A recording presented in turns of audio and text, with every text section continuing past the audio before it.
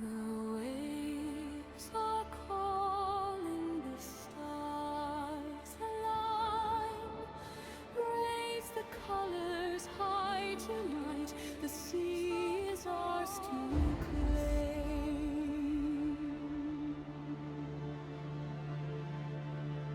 From the depths where Poseidon reigns, through thunder, wind, and driving rain, a queen ascends from myth and tide, with destiny upon her side. Horizons, sirens sing, ancient legends awakening. Across the seas her banner flies, beneath the ever-watchful skies. Hear the oceans roar her name, hear the storm winds fan the flame. Every harbor, every shore knows the queen forevermore. All hail the pirate queen, La Cole, ruler of the restless soul. Through the darkness, through the foam, every sea becomes her home. All hail the pirate queen, La Cole, fearless heart and heart of gold. Guided by the gods above, bound by courage, forged by love. Past the cliffs of marble kings, past where ancient eagle wings circle over treasure lost. She sails onward, counting no cost. The trident rises from the sea, a blessing for her destiny. The stars of Olympus brightly glow, lighting every path she'll know. Raise the sails, raise them higher, feed the storm and feed the fire. Raise the sails, hear the call. The pirate queen will conquer all. All hail the pirate queen, La Cole, master of the tides that roll. Every legend yet untold lives within her heart so bold. All hail the pirate queen, La Cole, queen of silver, sea, and gold. From Olympus to the deep, their eternal watch she'll keep. The sea remembers, the gods approve. The pirate queen, La Cole, sails on.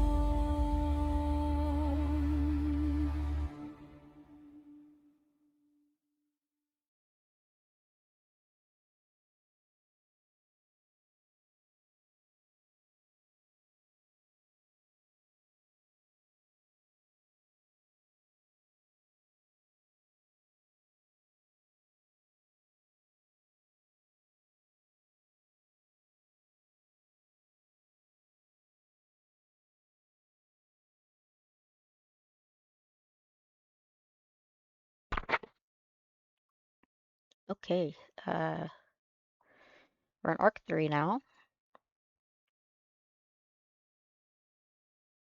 and trigger warning for anyone that may be coming in.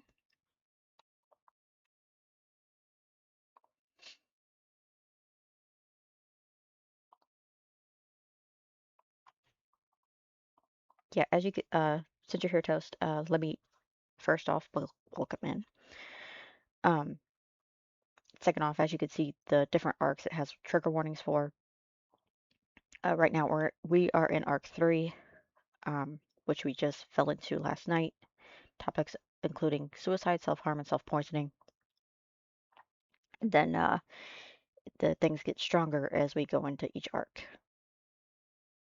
This is why I didn't recommend this for your kiddos.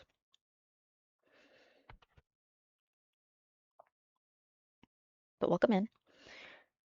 I probably said noon last night, but I was running kind of slow this morning. Hmm And I have streamer mode, then there's sensor mode, which I have both of them pulled up.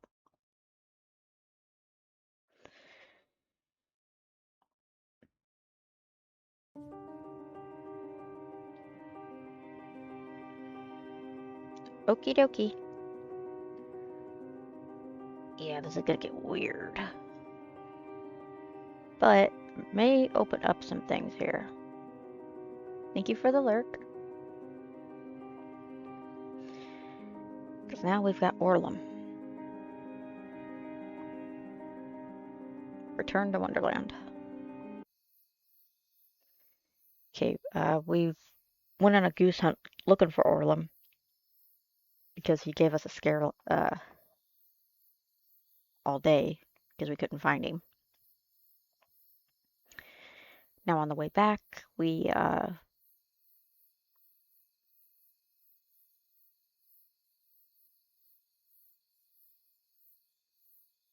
realize where we're at. We're at the clearing of the forest. I'm there. The development close to my folks' old home, just south of the outcropping of woods, that somehow hasn't been built over even after all these years. My palm tingles. The pinprick like scratching that jumps from one nerve ending to the next makes my fingers twitch. I curl my arms around my chest in an effort to dull the growing spark. Why did I get off here? And why does all this feel so familiar? I begin walking, melting into the night. The scattered houses like towering shadows against the light polluted sky. I walk and walk, walk until I reach a gap. The gap. The one leading straight back into the vacuum of the forest beyond. I don't even stop, already tromping across the uneven track. Somehow this isn't new to me at all, and neither is the glint of orange floating across the shoulder height in front of the trees. I stop for a moment, hair pricking upward on the back of my neck. I feel my fingers instantly curl inward in my palm,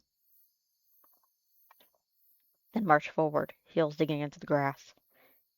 Hey! Genzo doesn't have a chance to turn around at the sound of my voice before I grab him by the shoulder. Holy fuck! I feel his entire body tense beneath my grasp. I swear to God, I've only got $5 on me, and I've got the worst hygiene regimen you've ever seen. So I'd be the last person you want for a new skin suit. I roll my eyes. Have you heard from Orlum? Genzo pauses a moment, cocks his head, then brightens. Oh, Eggs, it's just you. Next time, make yourself sound less like a homicidal maniac. I don't say anything. It's actually funny. I half feel like I expected you to show up. How was that? Here I am, here I am doing who the fuck knows what. Then you show up doing who the fuck knows what. It's almost poetic, really. Welcome, it's Stupid. nice to meet ya. Sorry there's no angels to greet ya. I can tell by your facial features that you were expecting something else. Welcome in, Pending Mark. How was stream? I hope you had fun. Ooh, 7 Days to Die. Yeah, a lot of my other friends play that.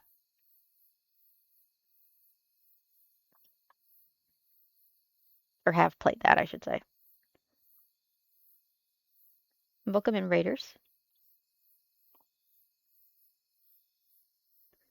My name is Nicole, and I'm doing good. So far so good. We just started, literally. Um, just so everyone knows, there is big trigger warnings in this. You pagan gods, gang with me, it's the blazing squad. Want me in the league, I think maybe not. My ability is power, that's an AP shot. There are trigger warnings. Uh, Thank you for the follow.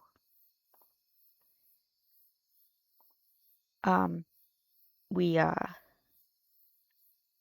we're following 5 friends who kind of created their own wonderland, but it's not as they remember as they go back. And each time they go back, the story kind of twists itself each time. So right now we're kind of heading into no problem. Thank you so much for the support. And thank you for trusting me with your followers. Ready for October? Yeah. Yeah, I am. Uh,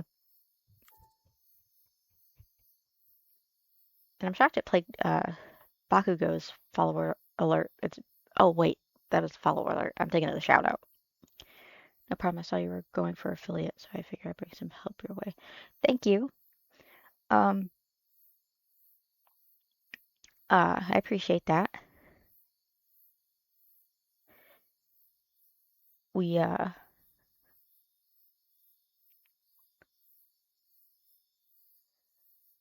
as I said, uh,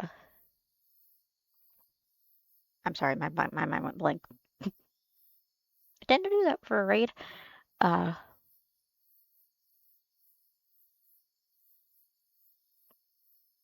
this is all the time. Always. And if I tend to pause while talking, it's due to a medical condition. Um, we are also avid. We are also big on MDA for Muscular Dystrophy Foundation. Uh, I have the link in my bio for Wheels for a Cure, which is what I'm streaming for. Um, Wheels for a Cure is in honor of my late cousin. Uh, any donation is greatly appreciated. No penny is too small. Um,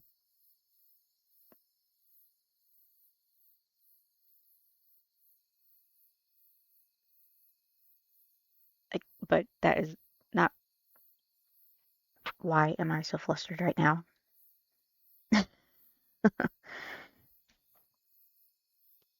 But no penny is too small. But any donation is greatly appreciated. Welcome in, David. Um, but we are mostly a cozy streaming uh, community. This is actually one of the more serious games I've been playing. Flustered as soon as I come in. Wow. Yeah, some of you have that effect on me.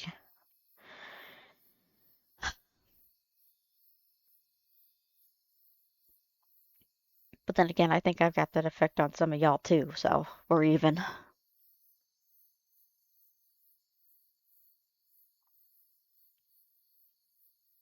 Pretty good.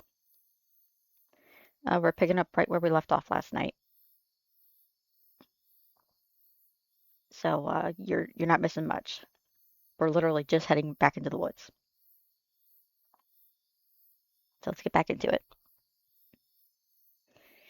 It's almost poetic, really. A quixotic tryst of syllabine fuckery. I'd ask if you'd learned from. I asked if you'd heard from Orlum. Genzo pushes his glasses up on his nose, smile unwavering. How long you known me for, Eggs? Would I be in this mood for his unique brand of nightmare fuel had seeped within 5 feet of me today? I reach forward before I can stop myself. Ooh, grabbing the collar of his jacket and yanking him to his toes. He's missing! Genzo's sunglasses slide down his nose, and I see him blink up at me in unfocused concern. This quickly fades, his lips curling up into a grin. Damn, is it my birthday? How else could I get that lucky? I groan in aggravation, push him away. You could show even a little hint of concern for once. Genzo smooths down his jacket. Iggy, he ain't 5. He can do whatever the fuck he wants. If he's not at home, he's probably shacked up with some shithole hotel paying to get laid. We just saw him 2 days ago. I'm not worried. I pressed my lips together. No, he wouldn't know. How could he know? Even if he did know, he wouldn't care. I bite down my tongue. I feel the anger that's been fizzling just beneath my consciousness begin bubbling up towards the surface. Well, maybe. Hi, Zeus, welcome in. You didn't miss much. We literally just started. We're right at the forest. But right now, Iggy and Genzo are having it out.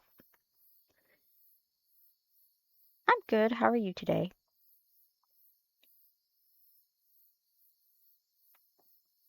They're having it out because Orlem's missing and Genzo don't seem to care. Maybe, Genzo cuts off, tapping his finger to his lips. He was also doing the fuck who knows what. Just like us, dances squirrely little fuckboy feet here.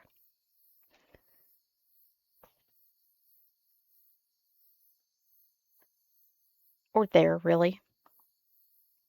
I mean, it is awfully. I mean, it is an awful coincidence, don't you think? Despite his tone, his words do give me pause. Tired. I'm so damn tired. I hate weekends in my household. Yeah, I like weekends, but at the same time, I don't. I get a lot of attention in my house. Otherwise. Plus, I stream for 11 hours. Damn. Was it a party?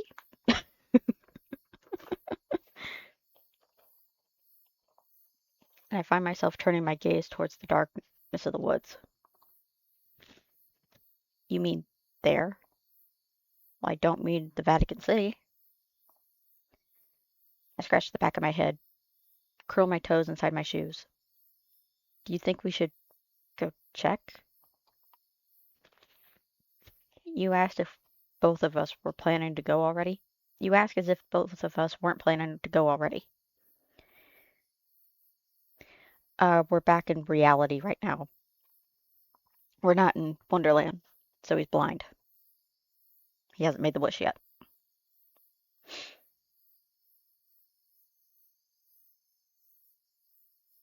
He's right. Fuck, he's right. I bring a sweaty palm to my forehead, taking a moment to close my eyes. Why the fuck does this all feel so familiar? And what's even worse is that some part of me is scared to death. Like a muffled voice in the back of my head screaming at me to turn around, head back to my apartment, lock the door behind me.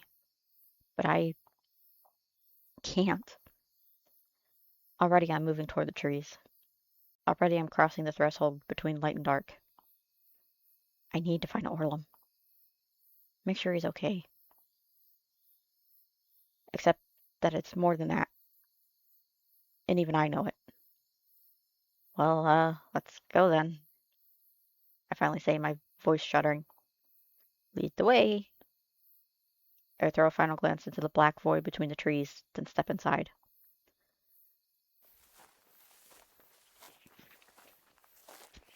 The air instantly cools. It's a damp chill, the kind that sticks to your skin and weighs down your chest. I press forward, through the scattered brush, using my hands to keep from walking face first into a tree. I can hear Genzo's cane whipping through the grass and snapping against bark behind me. The sound of it grinds my nerves, and when it happens to catch my ankle one time, I snap back at him. Watch it! Sorry. Jesus. I bite down on my tongue, then plow forward faster, somehow not even caring about the trees and branches scratching at my cheeks. My body seems to remember which direction to go. I reach forward, seeking out the bark of the next tree. Only this time, when my fingers touch the jagged edges, it sends a spark all the way up my arm to the back of my throat. I stop. Genzo's cane whaps against my ankles again. He stops too. We're here? Yeah, I answer, breath strangely ragged. The biggest, the biggest tree in the forest, its base like a giant boulder choked with winding roots. I let my fingers trace across the surface as I circle around, careful not to trip into the gnarled overgrowths. Halfway around, my hand hits air. I come to a halt. The familiar edges are there, the rounded gap in the side, the hollow echo of stagnant air, the far off scent of something sweet. It's open. I step back and hear Genzo approach. Jesus. My whole body is crackling with energy now. Even the breeze seems to have shifted, everything moving towards that hole in the side of the tree. When was the last time? Genzo's voice is a whisper. I don't remember. I throw a glance at Genzo. I can just make him out through the darkness. He's got a hand curled under his hat, nail scratching his scalp. I lick my lips, scratch my arm. Something feels wrong. Like, really wrong. I can't tell if it's just because of the hole in the tree or the thought that Orla might have gone inside that hole in the tree. I stare down into the hole. This is all feeling way too familiar. If he really did go in there, he could be hurt, or worse. Iggy, it's basically a magical playground for kids. What's the worst he could do to himself? Force himself to sit in the corner?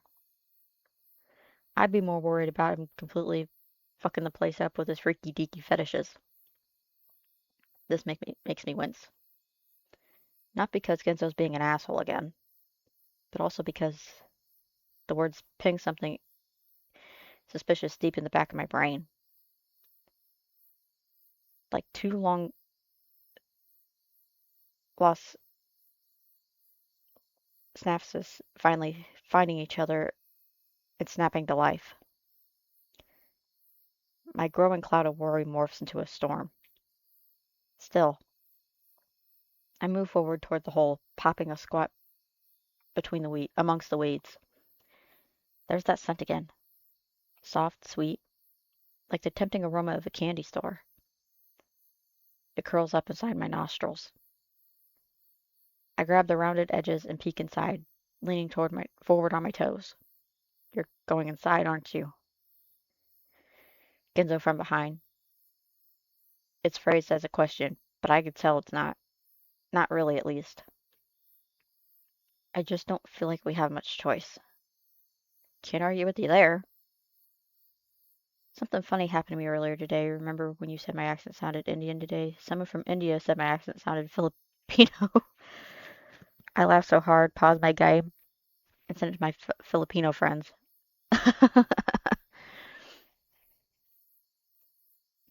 You're just all over the place. For long, someone's going to say you sound British.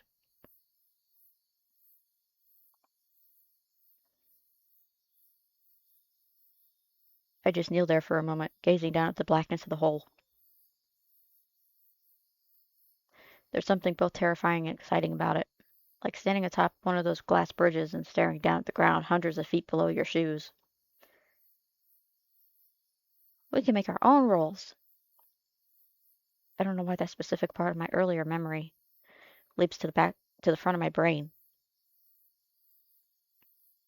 And all of a sudden, the walls inside the tree seem to vibrate within the words, like an echo from deep down below. You still there, Eggs? Huh? Ooh. I turn my head to look back and whap my forehead on the top edge and lose my balance. I land with the bruise-inducing thud on my shins and send a string of four-letter words. Which brings me to the point. I have no accent, just intimidate an accent when I'm around people from what country and depending on levels of nervousness. Again, that's what I do, especially if I've watched a movie. Watch Harry Potter. I start talking like it.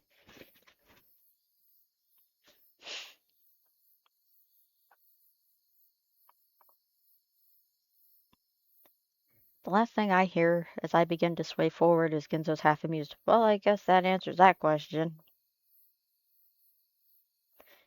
Before toppling straight into the hole. The darkness swallows me. I'm falling. Wind whips my hair. My shirt, summoning water to my eyes. My stomach feels as though it's been sucked up straight into my bowels. On and on and on and on. Complete nothingness surrounding me, consuming me. But there's a strange sense of familiarity. There's something familiar in the darkness. Words. Almost like an old friend is welcoming me back. It's both a comforting and strangely powerful feeling. This was our place. A place where we belonged. Where I belonged. Away from the all-seeing eyes of society. Iggy. I open my eyes. That voice again. Again? Yeah, again. It's been waiting for me. What do you want, Iggy? What do I want? What kind of question is that? What do you wish for more than anything else in the whole world? That I don't know. I think about my life. Think about my clients, the work waiting for me at home. About my parents, my friends. Bucks and Honer. Gidget and Genzo. Orlum with his head shoved into the toilet. I clench my eyes tighter. Everyone always wants something from me. Just leave me alone. I don't want anything. My fingers are starting to tingle. First tiny nibbles of numbness, then building into instant zaps of electricity. Up, up, up my arms they go, growing and growing into my chest, into my stomach, shooting down my legs. And loud, so loud, I can't hear, can't think. When I think I can't take it anymore, my mind goes blank.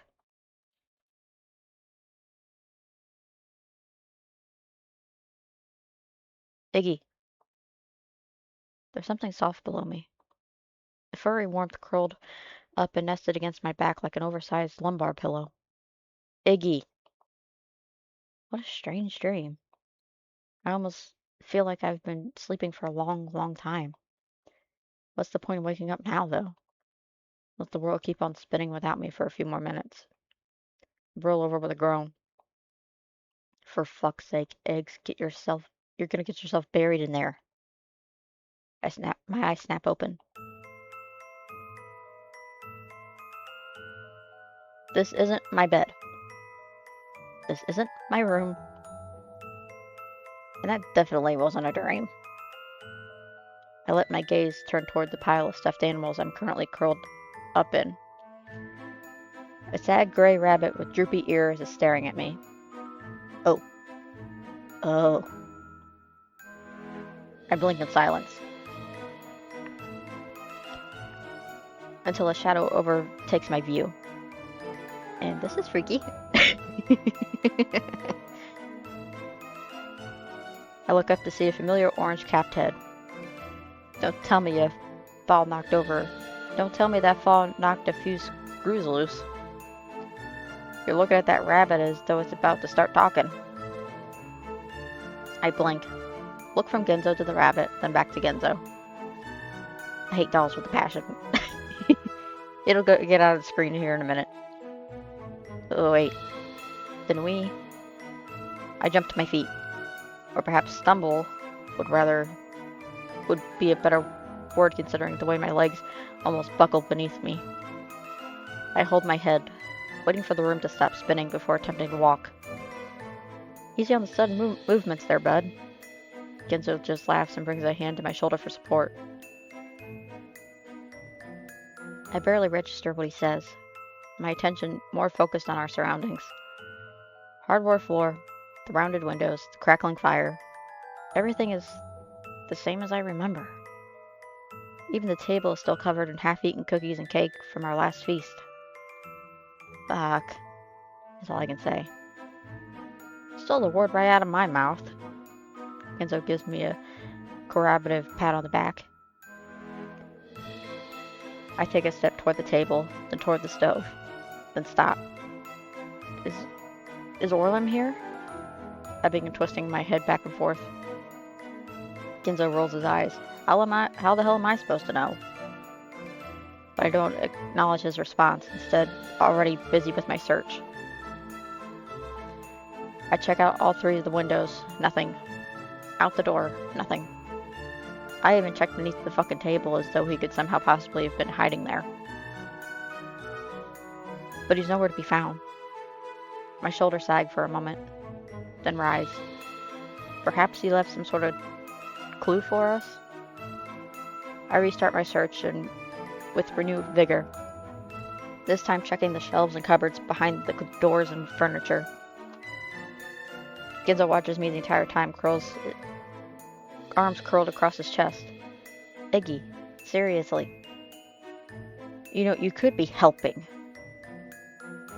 I huff as I push myself back up from checking under the bed. 1. Genzo continues counting on his fingers. I don't fucking care. 2. I don't fucking care. And 3. I really don't fucking care. I'm a little more concerned about figuring out what the fuck's going on here than I am about Freckles McFuckface. He continues simply watching me as I move from a set of cupboards filled with boxes of cookies to the crooked chest of drawers. Dust and moss and who knows what else escape in a cough-induced cloud that gets sucked straight into my lungs as I open one drawer then another. I blink back the water that springs to my eyes. They're all empty. All empty except... I yank open the bottom one. I hear a whole pile of cylindrical objects go rolling at the force. Crayons? Hundreds of them. They clatter and rattle against one another with the movement of the drawer. That's interesting. I grab a handful, look at them like they've been used. They look like they've been used. Some even more worn down to nubs. And then more flashes of color beneath where they'd lay. Drawings. Pages and pages of them. I drop the crayons back in and start extracting the papers instead. The hell's that? Genzo wanders over. Someone's drawings. I can see that. I'm not but... He stops. I stop. I look at him. I only just now noticed he's not wearing his sunglasses. Oh. Genzo turns away, handing his hat to massage his scalp underneath. You know, the wish and all. It's just a temporary thing. I blink, look down at the drawings, back up at Genzo. It's actually weird, now that I think about it. I hadn't even noticed. Almost like I expected it. The thought elicits a gurgle of unease in my belly. I shake my head to force it away. It's no big deal. I mean, what else were you gonna wish for, right? Right. Anyway, help me get these over the table. Sure. 2 of us gather as many of the drawings as we can from the bottom drawer, dumping them onto the table. Cookie and cake crumbles go tumbling to the floor in the process. The drawings are crude, to say the least. But from the splash of orange decorating most of them, it's clear who made them. I didn't know Orlum was an artist. Genzo bites down on his lip as if holding in laughter. When did he do all these, though? I don't remember any of us doing any drawings during our trips here. Maybe he came by himself? Scratches his forehead. Nothing kept us from coming whenever he wanted. Pause. Not that I ever came by myself. He tears away with an unsettled cough. I feel my own cheeks heat up. I'd come by myself more than a few times. Sometimes just to get away from things. To have a place to myself to think. To escape. To shout at the top of my lungs where no one could hear. But I never thought about the others, if they'd done something similar. I turn my gaze back to the drawings. There's so many of them. Most of them sporting Orlum and the rabbits, playing outside, going to picnics, reading stories in bed. A good number of the others are simply a single brown rabbit with droopy ears. Not a Wonderland rabbit, a normal rabbit. Drawings of it smiling, sleeping, eating leaves, some of them with Orlum and the rabbit, holding it, petting it, feeding it. Guy really loved that rabbit. I finger through the pile, moving more into view. Hey, isn't this you? I pointed at one of Orlum and what looks like Genzo holding hands with a smiling sun overhead. Isn't that sweet? I say with a grin. Genzo scowls and shoves it away so hard it flutters to the floor. Stupid.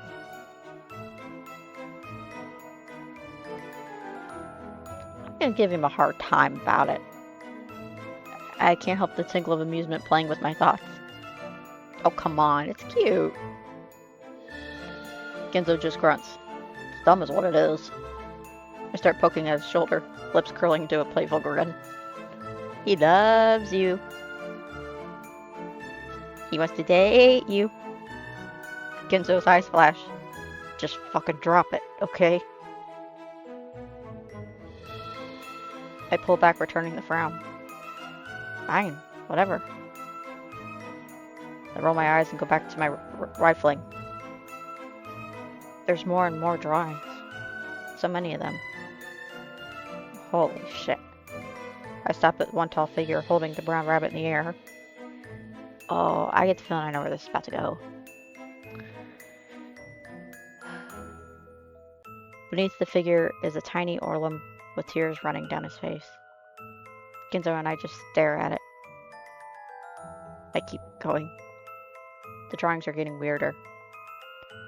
Lots of black, lots of blue, lots of dark scribbles of Orlum crying.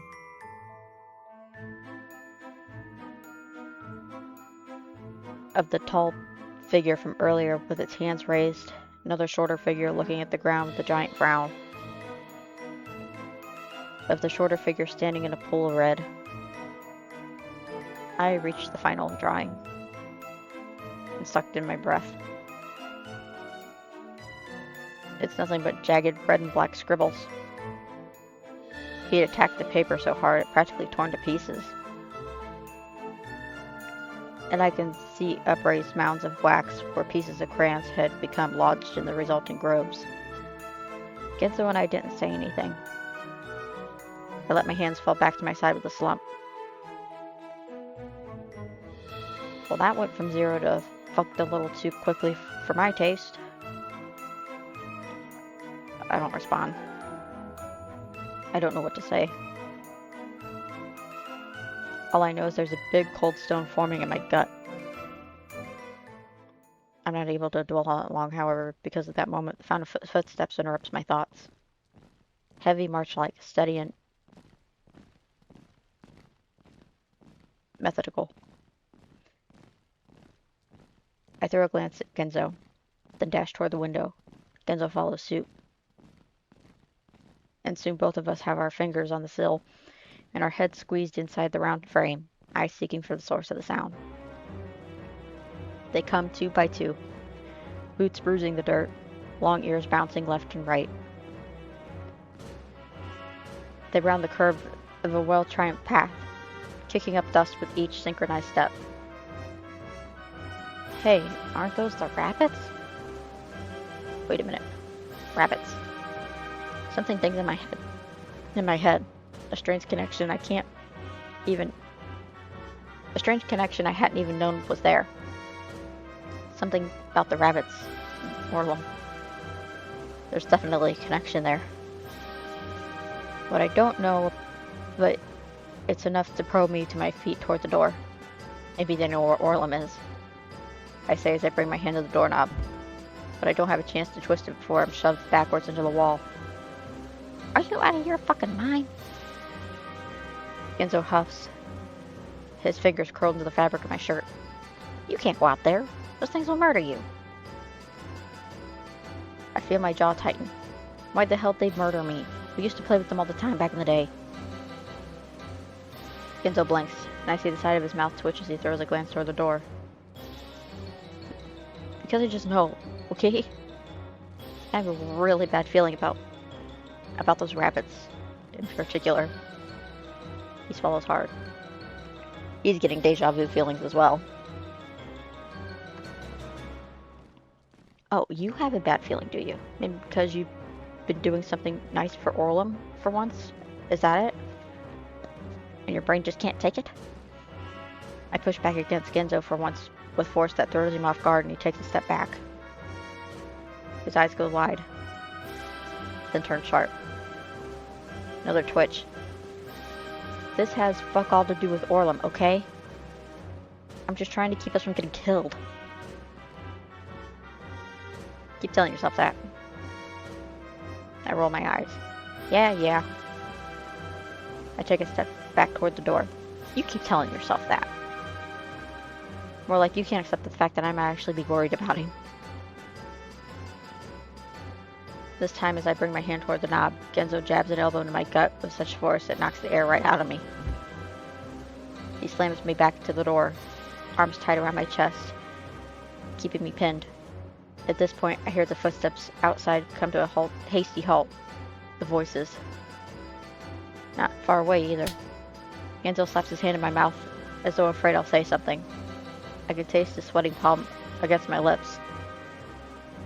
We just stand there, listening, waiting. A trickle of sweat works its way down the back of my neck beneath my collar, tickling my shoulder blades. Genzo's breath is shuddered and halted against just beneath my ear.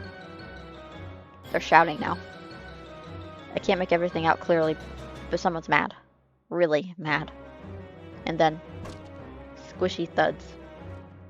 Again and again. I wince with each one, feeling Genzo's hand press even tighter against my skin. There's a final deafening crack. Another shout. Then there's marching begins anew. As it gets further and further away, I feel Genzo's grip loosen.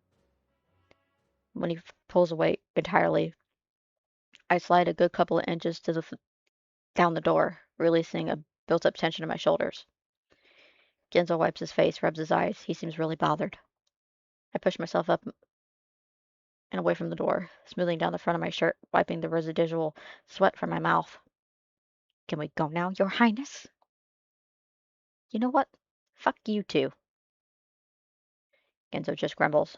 I can't help but notice the strange pain in his eyes as he says it. Almost like I blink. Ah yes, the three horsemen of jackasses, Genzo, Ichihara, Iggy Maxwell, and Orlum. Well, like I said, this is just one big triangle. That if they just frickin' talk.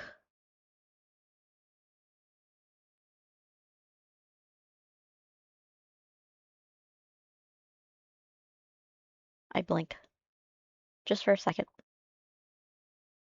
The room goes dark. Genzo's closer. Much closer. So close I can hear his heartbeat. So close I can smell the scent of his jacket. So close my lips are the image vanishes. I'm back in the cottage. A hand on my chest, fingers curled so tight the fabric of my shirt. I look at Genzo. He looks at me. I know he felt it too. Just as quickly as the feeling had overtaken me, it's gone.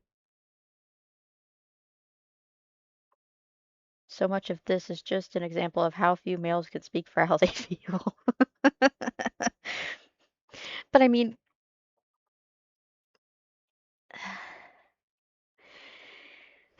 okay, Iggy has a problem with expressing himself, and I understand that, okay? Um, I even understand Genzo not wanting to come out. Orlum has a history of abuse, so he's scared in that part. And Genzo's treatment towards Orlum doesn't help that any for his mental health. Iggy's just now realizing things and is trying to sort it out. I think if he just tell Genzo what's been going on, maybe Genzo would literally let up.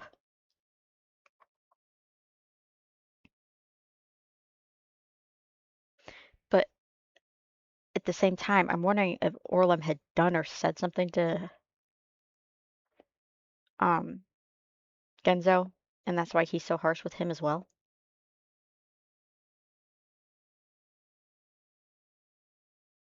I huff and turn away, arms curled again across my chest. This isn't the time to be letting my thoughts run away from me. This place is weird enough as it is. And we have more important things to focus on, like figuring out what the fuck's going on and finding Orlum. Is he really here? He has to be here. There's no way he's. I don't give myself a chance to finish the thought.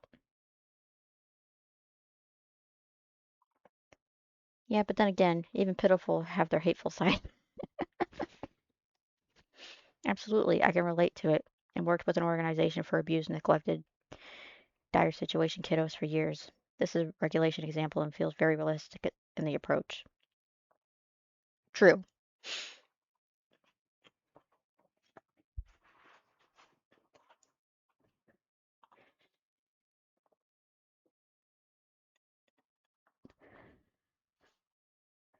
Well, and the way things are going, it's almost like they're all still basically kids trapped. You know,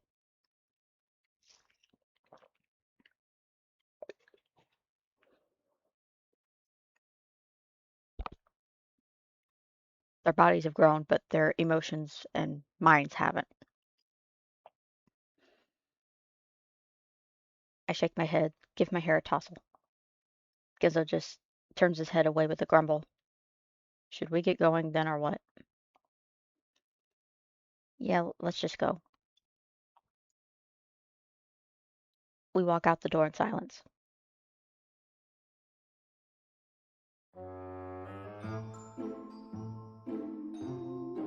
God damn.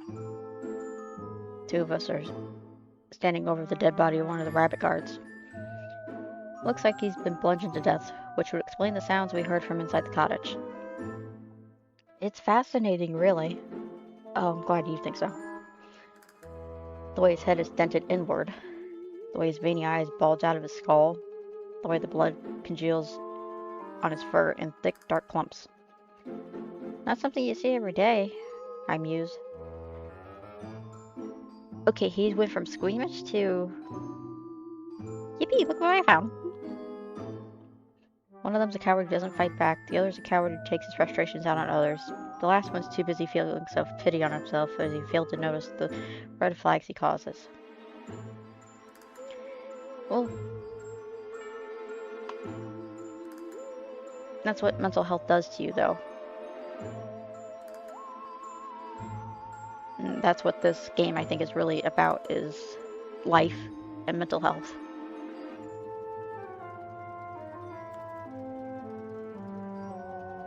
Yeah, unless you're a serial killer, Genzo squawks.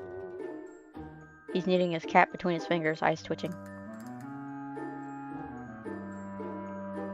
He glances at me with the cock of his brow. You done oogling the flayed corpse there, Eggs?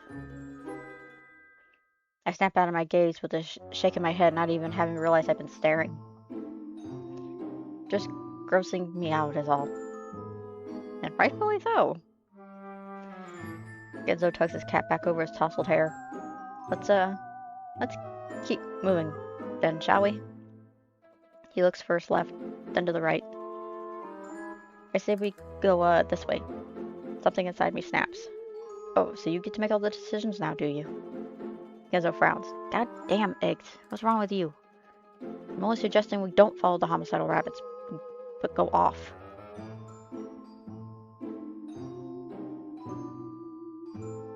What the fuck? I blink. I did it again. Where'd that come from? Why do I even care what direction we go in? Feels like literally everything's setting me off. Sorry. I rub my eyes. There's a strange, prodigible heat dancing in my chest from the receding flash of anger. That's fine. Yeah, let's go that way. Genzo looks at me for a moment longer, chewing the inside of his cheek, and starts off down the path. I follow after him.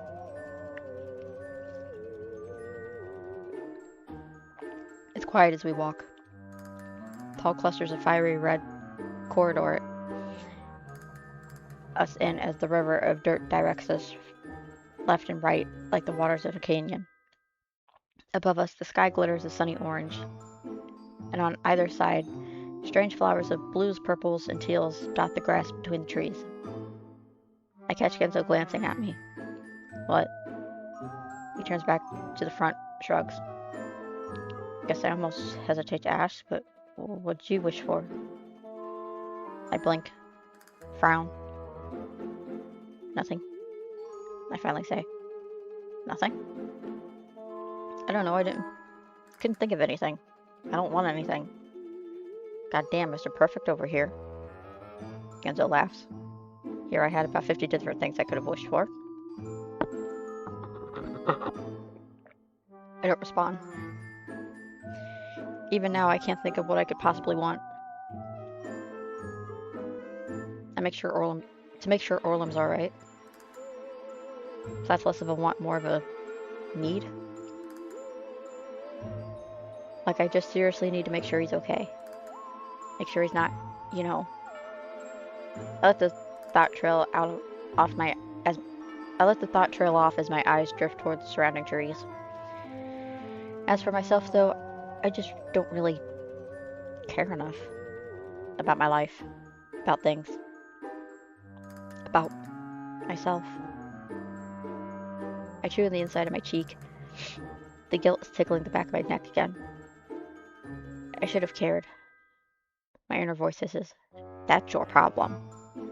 And now you've let everything get fucked up. My anger again. That anger again. But this time, I'd quell it with a huff. We round another corner. This time the path opens up to a small clearing. An outcropping of rocks overlooks the small pond on the other end, but its peak follows a miniature waterfall, light reflecting off the steady drizzle. I take a step toward the pond, only for Genzo to grab the back of my shirt. He quickly tugs me back behind a nearby tree. 2 seconds later, a rabbit soldier appears, his nose twitching, his eyes searching the ground. I freeze, eyes wide, 2 of us just watching the rabbit in silence. Fuck, I know this.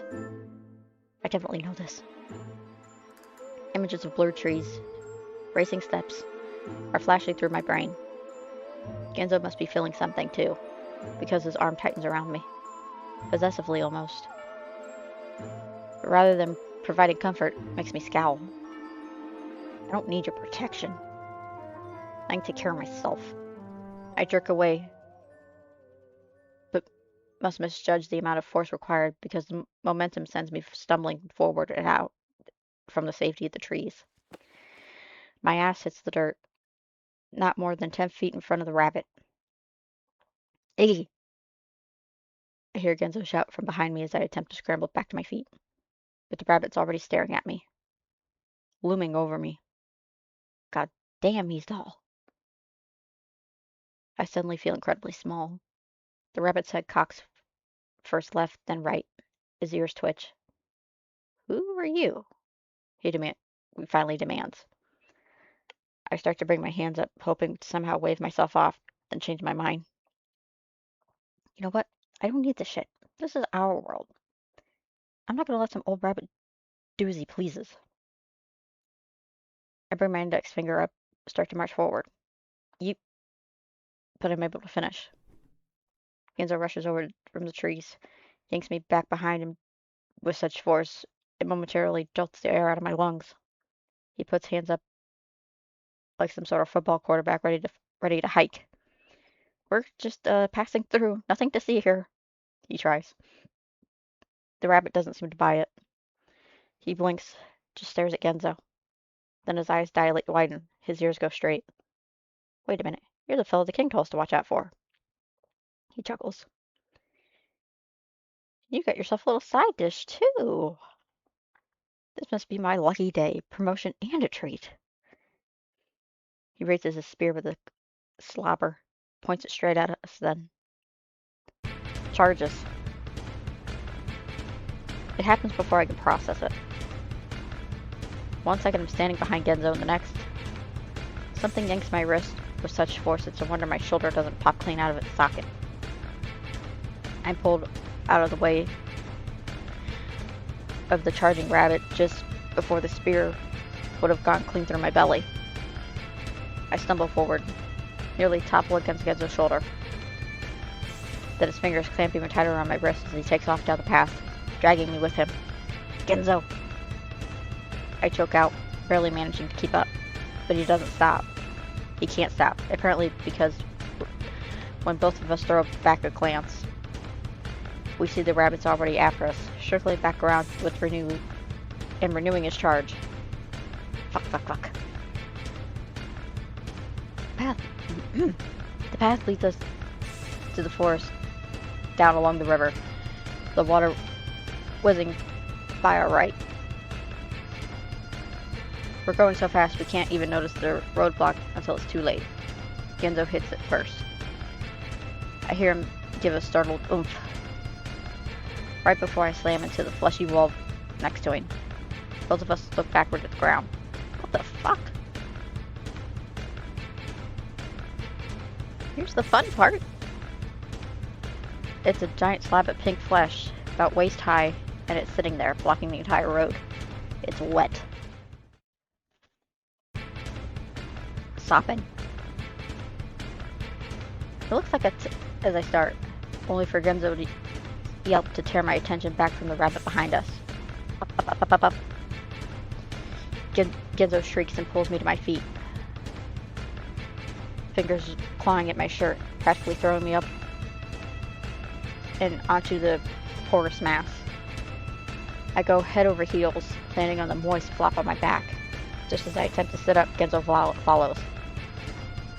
Clambering up so quickly he loses his balance and crashes straight into me. I slam back to the oozing ground with a sputtered oomph, Genzo's full weight coming down on top of me. Oh, fuck my life. I hear Genzo mutter, but he doesn't move for a second. And as I'm lying there, I feel my heart begin to pick up. Because I feel him. His weight keeping me pinned. His legs straddling my hips. I squeeze my eyes shut. All at once, memories of junior high are flashing back into my mind, making my chest clench and my mouth dry. What if he... I don't let myself finish that thought. Panic getting the best of me, I shove up against his shoulders with an expiration huff. Get off!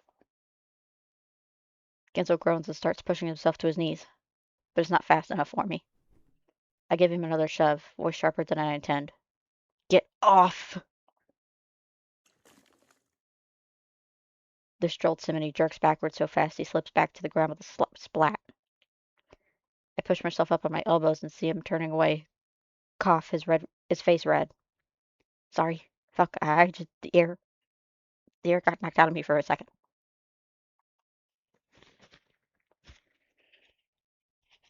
My mouth moves before I could stop it. Well, maybe you should watch where you're fucking going. He winces, looks at me, then toward the ground. Yeah, sorry. He rubs the palm in his eyes. I see his mouth what looks like multiple rapid fires of fuck. At this point, I'm beyond caring. We have more important things to worry about. My gaze goes to first. My gaze goes first toward the rabbit. He's just standing there at the edge of the flesh slab, spirit rigid, his eyes sharp. He's not following us.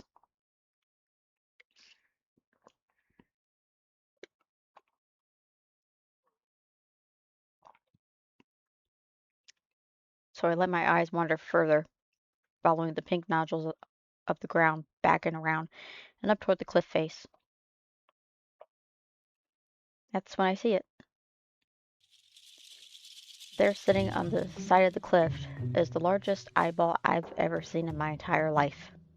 It's round, wet, sitting there with enough as though perched atop a throne. And upon our movement, its oversized pupil swivels with an almost audible rumble to stare straight at us. I think this is a tongue, I groan, lips twisting in disgust. You gotta be fucking kidding me. I throw my final look back at the rabbit to make absolutely sure he's not following us, then push myself shakily to my feet and try to take a step. Come on, let's try to get across. By walking across the gelatinous surface, turns out to be akin to walking across a waterbed, a very gooey waterbed. I promptly slip and fall face first to the pink pulp, saliva gushing up through the jiggling pores. Next to me, Genzo's crawling forward on all fours, his face betraying his disgust. He turns towards me for a second, almost as though about to say something. Then he must decide against it because I see him wince and drag his head forward.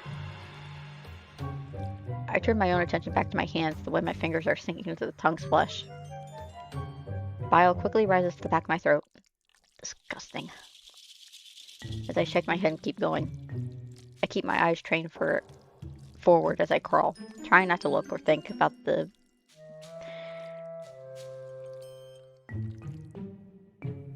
saliva seeping beneath my fingernails.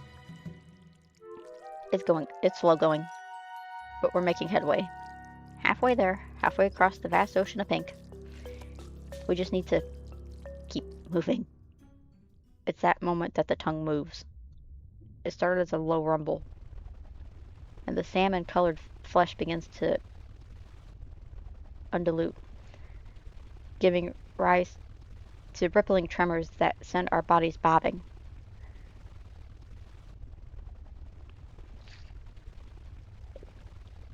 What the? My hands slipping and sliding as the variable mountain of flesh rises up from the ground, shaking us with it. The fuck?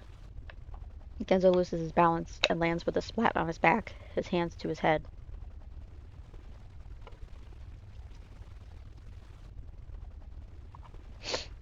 The growing hillock takes us up, up, up, higher and higher, before just as suddenly shifting gears and rolling like a wave.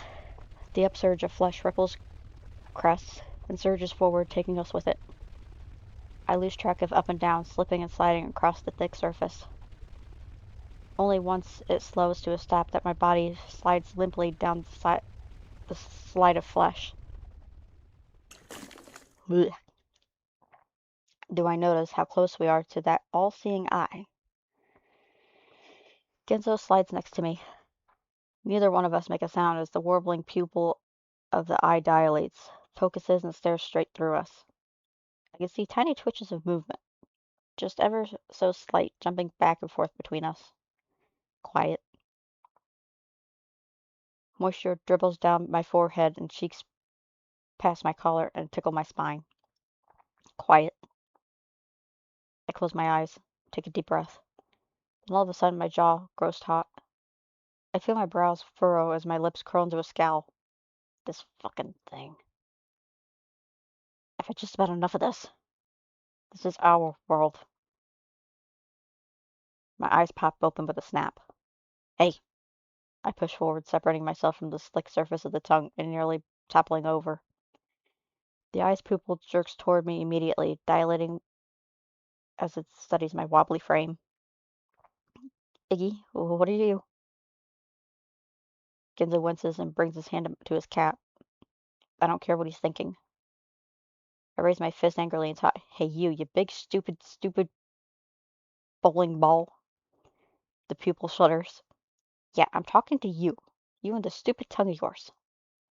I stomp down on the oozing flesh beneath my feet, and it bounces with a gooey jolt. You think you could just block the road like that? I demand you let us through. The anger, the angry heat is back. It's bubbling and surging up through my chest, spreading across my arms with a fiery tingle. I feel like I could take on anyone. Did you hear me? I say with a shake of my fist. You're going to let us through right now. The eye makes a curious noise, almost like a confused dog. This is our world, and you answer to me. I'm pointing right at it now. I can feel the trundles of heat lapping at my skin. I can almost feel them rising from me like a backdrop of fire and brimstone. It brings a smile to my face. Another noise from the eye. Then it quivers. The pupil rolls back and back and back out of view. Beneath us, the surface of the tongue unrolls and flattens to a rumbling flop. Genzo yelps and falls back into his rear end. When he wobbles back to his feet, his eyes are as wide as dinner plates. Holy hell, Eggs, what was that? The anger in my chest is fading away, leaving behind a feeling of pride in its place. I adjust the waist of my pants with a triumphant grin. Oh, just telling it who's boss. Genzo blinks, cocks his brow, and then finally returns the smile. Goddamn, gotta say, that's a side of you I've never seen before. I shrug and start toward the end of the tongue, anxious to get back on solid ground. Just tired of being so mellow, I guess. Genzo watches me for a moment, then attempts to jog after me, promptly slipping straight into the puddle of saliva. Well, at least we didn't have to go through that again. Once clear of the tongue, it's back on the road, wind, which winds up and around, following the river to our right. Genzo tries to wring what he can of the vicious muck out of his hat as I brush my fingers through the damp ringlets of my hair. I still feel gross. Even my pores feel clogged. What I do for a shower right now, as I'm peering out ahead of us, a flash of movement catches my eye. My gaze goes immediately toward the far bank. A dock has been erected in the sand, and a boat is slowly gliding its way from the opposite direction.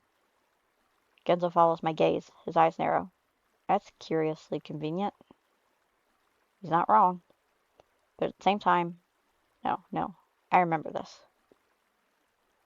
The sight of the miniature white riverboat is enough to bring fuzzy, shifting images bubbling to the surface of my brain. Genzo looks from the boat to me, then back at the boat. He opens his mouth, closes it.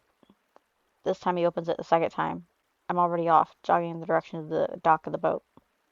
Fuck. He clutches his hat and starts after me. I get to the wooden steps of the dock just as the boat comes to a halt on the other end of the pier. Jesus. He huffs behind me as he runs to catch up. To the left of the dock is cherry red and white sign that reads Kitty Cruise on it. Past it, I see the river fork, just beyond the channel leading back along the direction we'd just come, and the left leading deeper to the unknown. I point toward the boat like some sort of overwrought tour guide. We could take this, better than walking, that's for sure. You gotta be fucking kidding me. Stay out here and get eaten then. See if I care. I snap. For fuck's sakes. Genzo growls. Whatever. I grimace. I can't seem to stop lashing out. The words keep coming out of my mouth before I can stop them. I massage my forehead and start silently on the stairs. My ascent is halted, however. A jovial, high-pitched voice from the other side of the railing.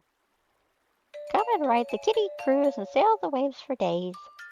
Adventure like you've never had to end all your malaise. I stop, blink, then turn over the railing for a peek at the ground below. It's a flower. Brilliant white petals adorn its oversized head, with its glossy green leaves shimmy with its dance-like movement. Genzo steps on the railing next to me, blinking curiously. Weird. The flower twists atop its roots as though looking up at us. Cap of orange, scant of height. The palette yearnings your cloak and trite are more glaring than your loss of sight. I raise a brow. What's that supposed to mean? It means the cheeky flower's about to get his roots flayed, that's what. Genzo starts climbing up over the railing. The flower brings its leaves to its chalky yellow face, as though slapping its hands to his cheeks in fright. It recoils at Genzo's approach. This gentle flower, locked in earthy cage, warrants not the fruits of your misplaced rage. Genzo snorts. I can't help but laugh. It's just a flower again. No need to get so worked up. Says the one not getting ridiculed by it. Just ignore it. Come on. Genzo huffs and clams. He readjusts his cap on his head with a cavalier twist. Nods once the flower, then steps back towards the stairs. The flower waggles its leaves, this time turning its attention to me. Though with force and fury your long journey may ease, it'll take longer than that for your heart to unfreeze. The flower's words send a spark of electricity straight to my spine. You fucking... I turn with the flash, stopping back towards the steps, making a beeline for the flower. Iggy. Genzo just manages to grab the back of my collar before I go homicidal gardener on the poor plant. He pulls me back toward the steps of the dock. I let out another snort, face red with indignation. Damn, Iggs, what the hell? What was all... Damn, Iggs, what was all that about just ignoring it, huh? Genzo laughs, but I don't miss the anxious trill just beneath the mirth. You seem a little high-strung. I huff and rub my eyes, but I don't respond. Whatever, let's just get in the boat. I finally grumble and start wandering toward the end of the dock. Genzo followed hesitantly behind. The boat's still anchored at the end of the dock, almost as though waiting for us. It bobs up and down gently in the current. Looks fine to me. Once again, Genzo looks at the boat, then me, then back at the boat. He doesn't say anything. Whatever. I'm not going to stand here for hours. I step forward, tossing a leg over the side, half stumbling into the bobbing boat. Genzo reaches as though wanting to help, then just as quickly pulls back. He waits for me to sit down one of the wooden benches before clambering in after me. For a moment, I worry it might sink beneath our combined weight. We're quite a bit larger than we were last time we rode.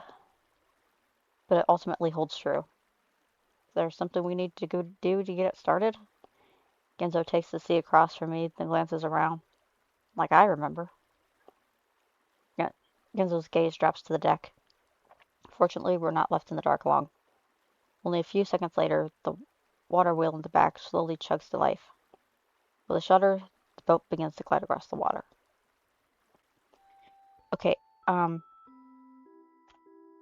think I'm gonna end here for now. I'll probably get back on later.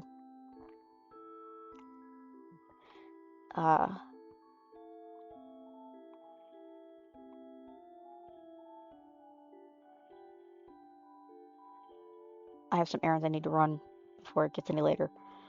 Thank you all for coming in. I appreciate you and everyone that came in. Thank you those for the raid, the follows, and I will see you next time.